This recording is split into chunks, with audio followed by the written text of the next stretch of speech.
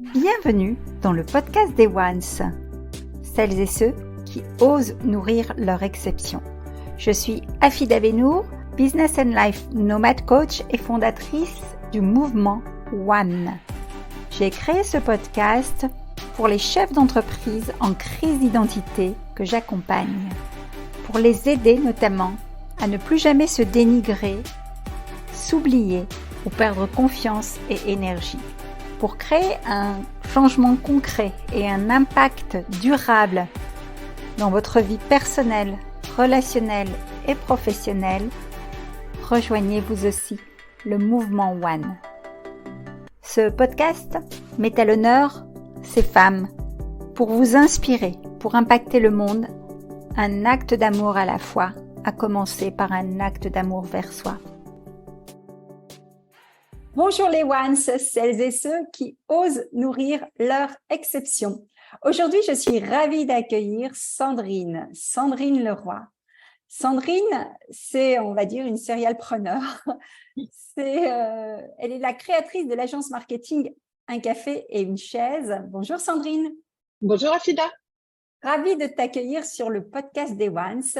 Donc, ces femmes qui sont comme toi et moi, des chefs d'entreprise accomplis, qui ont déjà un business mature et cependant, parfois, elles ont eu tendance à s'oublier en route et elles ont besoin de passer, voire de repasser numéro 1 dans leur vie.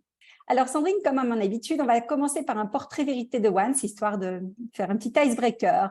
Et ensuite, je te laisserai le micro pour nous parler de ton parcours et de ce que tu es capable d'apporter justement comme regard à ces femmes entrepreneurs comme toi et moi. Ça te va? Oui, pas de souci. Alors, si tu étais un animal? Alors, si j'étais un animal, j'aime bien l'image de la girafe. J'avoue que j'ai un petit peu changé. J'étais plutôt avant plutôt lionne avec la protection de ma famille et de mes enfants en particulier. Et depuis quelque temps, notamment depuis un an, j'ai plutôt tendance à me transformer en girafe. Alors, pour plusieurs raisons, c'est que la girafe a un long cou, elle voit très loin. Et voilà, j'ai envie de me projeter. Donc, j'ai envie de voir loin aussi. Et puis, ça permet de surveiller comme ça, d'être au loin. On a l'impression aussi d'être en hauteur et de guetter. Et c'est un petit peu l'idée. Et puis, j'aime aussi cette image pour... je sais pas si tu as déjà vu une girafe en train de boire. Moi, je trouve ça incroyable. Elle se met vraiment, elle est obligée d'écarter les pattes avant parce qu'elle est très grande. Et elle est obligée d'écarter les pattes avant parce qu'elle ne peut pas plier son cou. Elle n'a que très peu de vertèbres qui ne se plient pas. Donc, elle ne parvient pas à aller chercher l'eau par terre. Et je trouve que c'est vraiment une forme de résilience aussi. Et voilà, je trouvais que cette image était belle et elle me correspond bien. Top. Un plat, est-ce que tu as un plat sucré ou salé à nous partager? Alors, j'aime bien la ratatouille parce qu'il y a un petit peu de tout dedans. Et puis, chacun y met aussi ses secrets. Voilà, un peu de tout un peu. Donc, la ratatouille, voilà, j'aime assez. Ouais. Et puis, c'est un plat d'été. Absolument, c'est de circonstance. Est-ce que tu as un livre de chevet ou un livre à nous recommander sur lequel vraiment tu as un coup de cœur? J'en ai plusieurs là depuis un petit moment. J'ai lu, je sais que tu as accueilli il n'y a pas très longtemps quelqu'un qui s'intéressait à la communication animale. C'est quelque Sophie, chose. Alors, oui. communication animale, télépathie animale, on en parle de plus en plus. Un livre de Pramil qui communique beaucoup sur ce sujet. Et puis, la méthode Silva aussi, pour les gens qui ont envie de progresser dans leur parcours professionnel en particulier. Ça peut aider également les enfants à voir l'apprentissage autrement. Je trouve que c'est une belle méthode, ça. Et là, j'ai commencé aussi Soufi, mon amour, J'adore. de Eva Pack. Ah, tu l'as lu? Oui, j'adore aussi, oui. Ah oui. Et ouais, je trouve ça incroyable. J'ai été bien conseillée et voilà, c'est un peu mon univers en ce moment, tout ça. Ah, les livres sont magnifiques. Je pense que ce sont des puits de savoir, de partage, de connaissances. En ce moment, je reçois plein d'auteurs, d'autrices magnifiques avec qui on a des partages exceptionnels sur les podcasts. Donc, juste pour revenir effectivement à la communication animale, si le sujet vous intéresse, on a fait un podcast fabuleux avec Sophie Bordès, une amie également. Vous pouvez retrouver dans le podcast des Ones. La méthode Silva, j'adore parce que c'est aussi une méthode d'apprentissage effectivement ultra puissante, de reprogrammation notamment, qui a été adaptée par Vishen Lakhani aussi. Et c'est vrai que c'est une méthode qui date, qui a fait ses preuves et qui est ultra puissante. Qui nommerais-tu comme mentor, en fait, ton mentor? Alors, j'aime bien, j'écoute beaucoup la nuit, je dors pas toujours. Alors, j'aime bien mettre des émissions qui durent un petit peu et j'écoute les interventions de Boris Cyrulnik, qui est très fort sur la résilience. Et ça, c'est vraiment le mot résilience. Je crois qu'il y a un an, quand on s'est rencontrés, en fait, hein, c'est un mot que je connaissais pas, que j'ai découvert il y a un an. D'abord, on en parlait peu. C'est un mot qui signifiait pas grand-chose pour beaucoup de monde. Et je trouve qu'il en parle très bien et que ça permet de passer des caps aussi dans la résilience. Et je sais que depuis un an, j'ai beaucoup progressé par l'expérience, mais aussi parce que j'ai pu entendre de sa part. Et il a une petite phrase qui dit qu'en fait, c'est l'art de naviguer dans les torrents. Et c'est vraiment ça, quoi. On évite les pierres, on évite les vagues, mais on est toujours là et on est toujours debout. Absolument. C'est vraiment le maître en la matière. Boris Cyrulnik, si vous allez lire son histoire et la découvrir, c'est fabuleux. Moi, je suis toujours impressionnée parce que il nous montre justement que tout est possible, voilà, et qu'on peut vraiment rebondir et renaître malgré tout ce qu'on peut vivre, quoi. Enfin, j'aimerais que tu nous parles de ton plus beau voyage. Alors, j'ai adoré. Alors, j'ai découvert pas mal de pays. J'ai eu l'occasion de découvrir aussi pour une société pour laquelle j'ai travaillé avant, la Finlande. Mais j'ai découvert la Laponie finlandaise. Et alors là, alors il n'y a pas de girafe. Il n'y a pas de girafe, mais c'est exceptionnel. Il doit y avoir 2 ou 3 essences d'arbres. Il y a vraiment très peu de choses, hein, mais notamment des sapins. Et puis du blanc à perte de vue et des arbres qui ne ressemblent plus à des arbres l'hiver, qui sont comme des formes, comme des personnages à l'arrêt. Enfin, je trouve ça exceptionnel. Et la première fois que j'y suis allée, en dehors du travail, j'avais emmené mes enfants sous forme de surprise. C'était bien avant que le Père Noël soit comment dire, très commercialisé là-bas. Et on est parti vraiment tout au nord de la Laponie finlandaise, chez les chamans. Et j'ai trouvé cette expérience extraordinaire. Franchement, on a eu échangé. Alors bien sûr, on a eu le Père Noël qui est arrivé de nulle part un soir sur un traîneau sous une aurore boréale qu'on n'avait pas commandée. C'était extraordinaire pour les enfants. Mais en dehors de tout ça, j'ai trouvé que le symbole était très beau. Oui, il y a quand même des voyages qui marquent des vies, hein, exceptionnels. Oui, alors, Sandrine, c'est une rencontre coup de cœur. Après avoir travaillé pour 2 groupes internationaux en vente, en marketing et en communication, tu as repris en 2017 une agence de communication qui a été liquidée en juillet 2022 suite à la crise sanitaire. Hein, et c'est à ce moment-là qu'on s'est rencontrés. Et ce qui est assez exceptionnel avec le parcours de Sandrine, c'est que 3 jours pour jour après cette liquidation, sur le conseil d'amis, d'entrepreneurs, d'avocats, tu crées un café et une chaise. Donc, qui est une agence marketing, une agence de conseil de production marketing et de communication. Et c'est un peu comme une nouvelle naissance qui est basée justement sur la résilience. Alors, est-ce que tu peux nous en dire un petit peu plus sur cette décision, sur ce moment phare de ta vie où c'est un nouveau tournant dans ta carrière, justement? C'est le cas de dire, oui. Mais je dis toujours qu'en fait, il y a des trains qui passent devant nous et que, voilà, soit on monte, soit on monte pas. Et là, en l'occurrence, le train, c'était plutôt un express, c'était plutôt un TGV et je savais que voilà, si je le prenais pas, il y aurait un autre chemin qui apparaîtrait, mais je savais pas quand. Et surtout, on a eu la chance lors de la liquidation. D'ailleurs, je tiens juste à signaler que ça fait tout pile un an. Et que cette semaine, elle est très, très particulière. Symbolique. Elle a vraiment une connotation particulière. Donc, ça fera exactement un an, le 13, très exactement. Et on a eu la chance, dans notre malheur, d'être accompagné par un mandataire extraordinaire. Je trouve, il se reconnaîtra s'il écoute ce podcast. Et qui m'a dit, au moment où je dis, mais qu'est-ce que je vais faire, quoi. Voilà, je suis plus toute jeune, hein, je suis plus trentenaire. On a Enfin, j'ai toujours l'impression d'avoir le même punch, ou même peut-être plus, puisque l'expérience fait que on a toujours envie de se dépasser.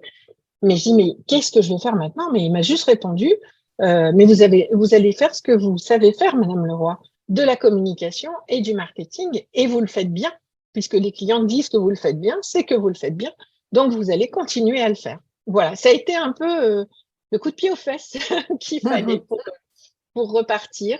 Et effectivement, 3 jours après, on avait déposé le nom de la société, on était reparti au tribunal de commerce, mais là, c'était quelque chose de constructif pour le coup. Et puis, on a eu en fait le cabis en 5 jours de temps, en plein été. Enfin, bon, c'était assez Wow. incroyable. Et voilà, donc c'est une nouvelle vie, hein, c'est tout autre chose. Donc effectivement, voilà, un café, une chaise, c'est une agence, parce que je continue à appeler ça une agence. C'est compliqué de trouver un autre nom pour ce type d'activité. De marketing, de communication. Alors, bien sûr, avec des outils qui sont de plus en plus digitaux à l'heure actuelle. Alors, bien sûr, on fait toujours à la demande des clients des cartes de visite, des événements, de la vidéo, et tous les documents délivrés, etc., pour le fonctionnement des entreprises. Mais on travaille beaucoup d'outils digitaux maintenant à la demande des clients. Voilà. Et puis, il y a toute cette partie conseil, en fait. La partie stratégie et la partie conseil. Parce que souvent les clients sont perdus, ça va très vite. On leur parle maintenant d'intelligence artificielle, de ChatGPT, oulala, mon Dieu, au secours. Et en fin de compte, il faut vraiment leur expliquer à quoi ça sert et comment on peut l'utiliser de façon intelligente. Donc voilà, ça fait partie, cette stratégie et ce conseil font vraiment partie, une grosse partie en fait de l'activité maintenant. Superbe. Alors, si je comprends bien, donc tu sais, et là, ça fait pile 1 an, comme tu le dis, tu as su capitaliser sur des compétences qui étaient déjà acquises, sur une expertise qui est acquise de X années d'expérience. Et moi, j'aurais envie de te demander, justement, là, avec du recul, 1 an après, quelle expérience tu tires de l'histoire justement de cette liquidation et de reconstruire une boîte? Si tu devais, voilà, peut-être accompagner ou guider quelqu'un qui vit la même chose, quelles sont les choses ou les leviers que tu as activés qui ont pu être un accélérateur dans ta reconstruction? Alors, il y en a eu un qui était tout à fait inattendu, c'est le soir de la liquidation, donc le soir du 13 juillet. La décision est tombée vers 17h30. On a eu l'appel du mandataire nous annonçant que bon, voilà, c'était fini, le tribunal avait pris sa décision. Et il a fallu le temps d'encaisser. Je crois qu'il faut aussi, ça dépend un peu de la personne, mais il faut prendre le temps d'avaler ça, parce que c'est difficile, c'est une grosse boule dans la gorge quand même, hein, qui passe.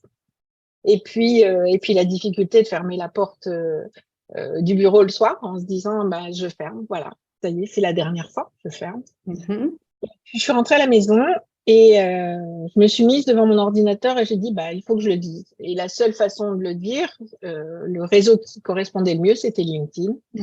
Et j'ai mis un avis sur le réseau. Et alors là, ça a été impressionnant. Ça a été Hiroshima. Ça bipait de partout, des messages, des notifications. Donc, comme quoi, je pense qu'il ne faut pas garder les choses pour soi. Ça ne sert à rien. J'aurais pu ce soir-là continuer à pleurer toute la soirée, tout le lendemain, le surlendemain, etc. Et effectivement, peut-être pas écouter le conseil de mon mandataire.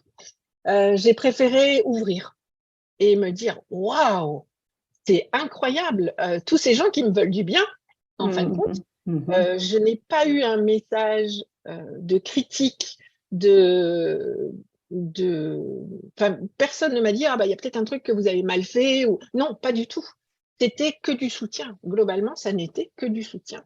Que du soutien. Et puis, de temps en temps, il y avait un message qui sortait. Et c'est pareil, j'ai un de mes clients que je remercie parce que c'était un tout nouveau client et qui m'a dit, est-ce qu'on peut s'appeler lundi? Donc ça devait être un jeudi. Donc il m'a dit, un mercredi, est-ce qu'on peut s'appeler lundi? J'ai dit, oui, avec plaisir, mais de quoi avez-vous besoin? On en parle lundi. Et en fin de compte, il avait besoin d'un coup de main pour sa com et son marketing et il est toujours mon client 1 an après. Excellent, oui. Et voilà, donc je crois que il faut parler. Il faut pas garder pour soi. Ça fait partie de la résilience aussi. Pour moi, c'est une étape de cette résilience. il faut savoir être humble. Voilà, il y a quelqu'un qui m'a dit il n'y a pas très longtemps, mais c'est super, hein, de toute façon. Tu as essayé, tu l'as fait. Tu peux Bien pas te sûr. dire un jour, je l'ai pas fait, j'aurais dû le faire, je m'en mords les doigts. Non, tu l'as fait. Oui, j'ai essayé. Voilà, c'est tout. Et j'ai appris. C'est une expérience supplémentaire. Bah, disons que c'est pas dans la culture francophone ou européenne, c'est dans la culture anglo-saxonne, la Oui, culture très de américaine. l'expérience. Et heureusement, ça vient de plus en plus chez nous. Et c'est vrai que moi, je dis souvent aux femmes que j'accompagne qui traversent des difficultés, moi-même, j'ai créé plusieurs boîtes dans ma vie et je suis une entrepreneur aussi. Et j'ai parfois essuyé des expériences qui ont été négatives, mais j'en ai toujours tiré une leçon. Et le levier dont tu parles, c'est de s'ouvrir, ce qui n'est pas commun parce que parfois, il peut y avoir un phénomène de honte, de rejet, de ne pas vouloir accepter la réalité, de déni, etc., etc. Le fait d'ouvrir et de se montrer vulnérable ou plutôt de jouer cœur sur table, comme j'aime à dire. D'ailleurs, c'est ce qui a fait que je t'ai contacté à l'époque et qu'on a eu un Tout à échange. fait. C'est comme ça qu'on s'est rencontrés. C'est aussi ouvrir les portes et accepter de recevoir de l'aide. Et on est fait pour s'entraider. Moi, j'aime beaucoup dans mes réseaux féminins, parce que j'accompagne essentiellement des femmes chefs d'entreprise, j'accompagne aussi des hommes, on est inclusif, bien entendu, mais c'est plutôt cette personnalité féminine, cette identité féminine que j'accompagne à se reconstruire. Sachez que quand vous avez besoin d'aide et que vous le formulez, vous faites un don de confiance. C'est ça. Et le fait de faire ce don de confiance, forcément, la personne a envie, effectivement, de contribuer. Et posez-vous juste la question, on est souvent plus souple à aider les autres qu'à recevoir de l'aide. Et cela, ça s'apprend. Et quand on apprend aussi à accueillir, à recevoir des messages de soutien, des idées, un message effectivement de son mandataire qui nous met le pied aux fesses, etc., etc., waouh, c'est un accélérateur. Ça vous permet d'ouvrir les yeux plus vite et de poursuivre le chemin, de se relever toujours, comme tu dis. Top. Oui, puis il y a eu le mandataire et puis j'ai eu aussi le propriétaire des locaux que j'ai loués. Qui m'a juste dit le soir même aussi, je veux une chose, c'est que tu sortes, qu'en sortant, tu ne rases pas les murs et que tu lèves la tête. Yes. Voilà.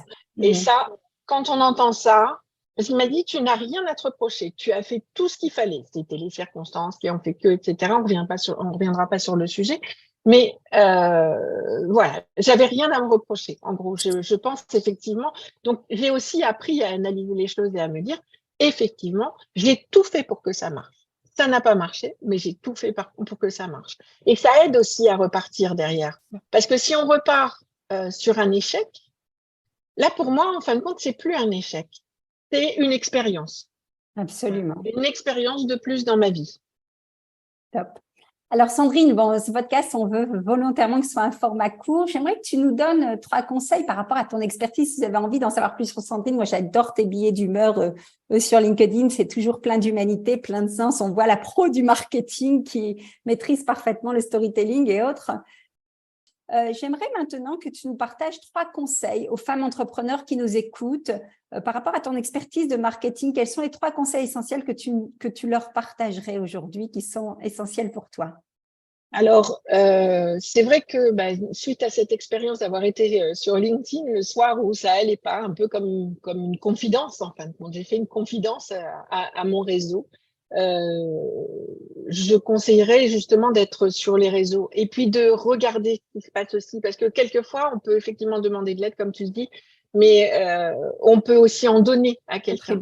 Bien sûr. On peut apporter quelque chose. Moi, il m'arrive souvent de voir des gens qui attendent une réponse et bon, j'apporte quelque chose. C'est pas forcément la solution miracle, mais ça peut être une solution. Donc, être sur les réseaux, ça pour moi, ça en fait partie. Alors, LinkedIn, on va dire, pour notre type de profession. Donc, faire partie de groupe aussi, ça en fait partie. Faire partie de réseaux d'affaires, ça serait le deuxième conseil. Parce que c'est toujours bien de pouvoir aussi partager en physique, pas que de façon virtuelle sur les réseaux sociaux. Et puis c'est bien aussi de donner dans le cadre de ces réseaux d'affaires, quelquefois justement d'apporter une compétence. La semaine dernière, dans un réseau, j'ai fait une formation LinkedIn parce que les gens étaient un peu perdus. Et voilà, ils étaient super contents. C'était un petit format, c'était 20-30 minutes. Mais au moins, voilà, je leur ai donné quelques outils pour que ils puissent publier aussi, être sur les réseaux, comme dans le conseil numéro 1. Et puis le troisième, c'est ne pas avoir honte et puis savoir se montrer, savoir faire une vidéo de soi, savoir montrer une photo, même une photo personnelle. Je sais qu'il n'y a pas longtemps, j'ai perdu ma maman cette année, ça a été très difficile. En plus, ça a commencé l'année dernière, juste la semaine de la liquidation. Donc, les choses ont été très complexes à passer. Mais j'ai mis une photo avec ma maman il n'y a pas très longtemps. Et il faut montrer aussi de où on vient, qui on est, de où on vient. C'est pas parce qu'on est une femme entrepreneur maintenant qu'on n'a pas été une enfant comme les autres avant et une enfant qui ne savait pas encore ce qu'elle allait faire. Donc, je pense que c'est bien aussi de montrer cette part de nous que les autres ne peuvent pas connaître. C'est un peu ça l'idée. Donc, voilà, pour moi, c'est les 3 conseils que je donnerais. Super. Alors, c'est vraiment ça. Et ce que j'ai envie de dire, c'est oser se montrer vrai, oser révéler aussi une partie de son intimité sans pour autant faire du voyeurisme. Hein. Mais ça contribue à créer de la confiance, à créer de la proximité avec notre audience et surtout, justement, à les autoriser eux aussi à se montrer. Donc, écoutez précisément ces 3 conseils de Sandrine. C'est vrai que pour le conseil numéro 2, moi, je suis très fan aussi de ces réseaux d'affaires. Moi-même, je crée des conférences régulières en présentiel sur l'île et tu y seras convié prochainement, peut-être même pour un atelier. L'idée, c'est vraiment de pouvoir se voir physiquement, de ne pas rester dans la solitude du dirigeant, quoi que vous viviez, que ce soit des succès ou des difficultés, des challenges à relever. C'est oser jouer collectif, en fait, partager avec ses pairs, parce que c'est primordial. Hein. En fait, l'humain a besoin, de toute façon, d'avoir un regard miroir pour pouvoir avancer, échanger et croître. On fait des belles rencontres en plus. Donc, absolument, absolument. Écoute, je te remercie pour ces précieux conseils. Vous pouvez trouver Sandrine et toute son actualité, vous l'avez compris, sur son fil LinkedIn. Allez lire ses histoires. Elle a une plume hyper légère, très fluide que j'adore. Donc, sur son profil LinkedIn, Sandrine Leroy. Également, la page Un café, une chaise sur LinkedIn, qui est une page professionnelle. Et également sur ton site internet, un café avec le chiffre 1 et une chaise.com. Et bientôt, Image d'artiste. Tu veux nous en dire un petit peu plus sur Image d'artiste? Très rapidement, en fait, non seulement donc l'année dernière, il y a eu la liquidation, mais mon mari il a eu la liquidation de son magasin à cause du Covid l'année d'avant. Donc, on avait rapatrié cette activité de photographie et de produits personnalisés au sein de l'agence. Et puis, comme tout a été liquidé, ça a disparu aussi. Et donc, on a recréé. On l'avait intégré jusque maintenant dans le site Un café, une chaise. C'est pas une bonne idée, en tout cas pour les particuliers. Donc là, on a créé Image d'artiste. On commence à communiquer dessus. Le site sort cette semaine officiellement. Donc, si vous voulez voir des belles photos, mettre des jolies images dans vos bureaux, offrir des cadeaux à vos partenaires, voilà. Vous faire des cadeaux personnels aussi, ça marche. Top. Sandrine, je t'invite au mot de la fin. Oui. Qu'est-ce que ton cœur te dit de nous dire, tout simplement? Alors que être entrepreneur aujourd'hui, c'est pas simple. Être une femme entrepreneur, ça n'est toujours pas simple. Je crois qu'il y a toujours un décalage entre l'homme et la femme, en tout cas entre l'image de l'homme et l'image de la femme. Mais je crois qu'il y a beaucoup de femmes battantes sur Terre et qui arrivent à imposer cette belle image et cette équité, en tout cas. Et voilà, j'ai été ravie de faire ta connaissance l'année dernière à un moment où la vague était très creuse et le moral au plus bas. Et puis de se retrouver un an après, même si on ne s'est jamais perdu de vue, mais de se retrouver un an après sur ce podcast et où tout va beaucoup mieux. Voilà. C'est un anniversaire symbolique et prometteur. Ce n'est que le début et je te souhaite vraiment tout le meilleur. Et merci de ce partage. Merci à vous, les Ones. Si ce sujet vous a interpellé, si vous avez envie de nous questionner, d'en savoir plus, n'hésitez pas à nous poser des questions. Et c'est avec grand plaisir, Sandrine et moi, on vous répondra. Partagez à votre communauté aussi cet enregistrement. Peut-être qu'il résonnera dans le cœur de l'une de vos connaissances. Et c'est avec plaisir également qu'on contribue à notre façon. À très bientôt, les Ones. Si ce podcast vous a plu, n'hésitez pas à chaque enregistrement, à chaque écoute, à nous mettre un commentaire, un avis. Cela nous réchauffera le cœur. Vous pouvez également, si vous le désirez, passer de l'autre côté du micro, simplement en me contactant. Et à très bientôt.